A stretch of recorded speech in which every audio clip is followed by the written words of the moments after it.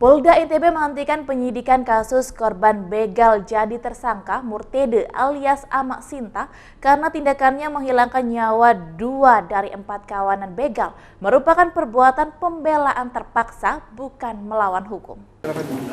Kasus Amak Sinta alias Murtede, korban begal yang dijadikan tersangka karena melawan dan membunuh 2 orang yang membegalnya terus bergulir.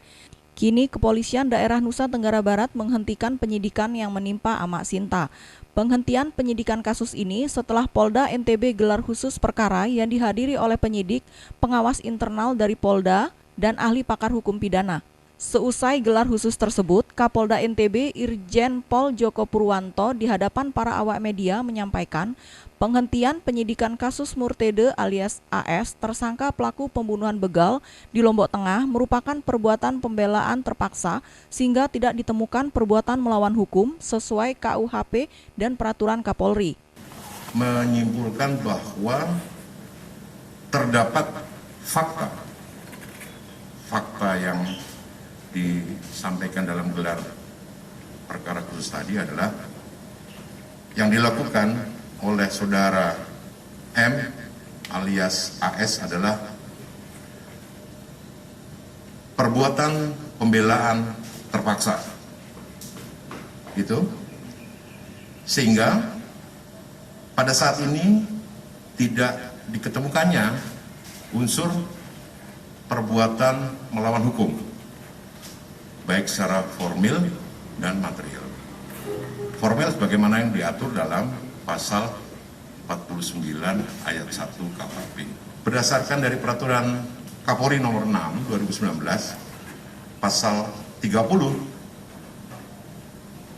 tentang penyidikan tindak pidana, kami menyimpulkan bahwa untuk penanganan atau penyidikan kasus tersebut dihentikan. Penghentian penyidikan kasus ini disambut rasa syukur dan gembira oleh Murtede alias AS bersama kuasa hukumnya dari Lembaga Bantuan Hukum Universitas Negeri Mataram. Tersangka kasus pembunuhan begal Murtede alias AS yang sudah dinyatakan bebas dari sangkaan tidak bisa berbicara banyak menjawab pertanyaan wartawan karena luapan kegembiraannya. Saya syukur alhamdulillah saya bebas. Perasaannya gimana, Pak? Perasaan saya senang. Dari kasus Amak Sinta adalah bahwa bagaimana kemudian kita juga harus menghargai bahwa ini adalah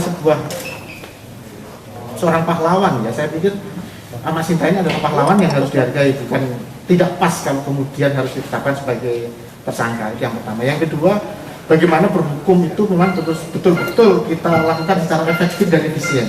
Kalau bisa lebih mudah diselesaikan seperti ini, ngapain juga harus berbelit-belit prosesnya. Joko Jumadi menambahkan penghentian penyidikan atau di SP3-kannya tersangka pembunuhan begal di Lombok Tengah sekaligus memberikan kepastian hukum dan menjadikan momentum penegakan hukum yang berkeadilan oleh aparat kepolisian bagi Murtede alias AS.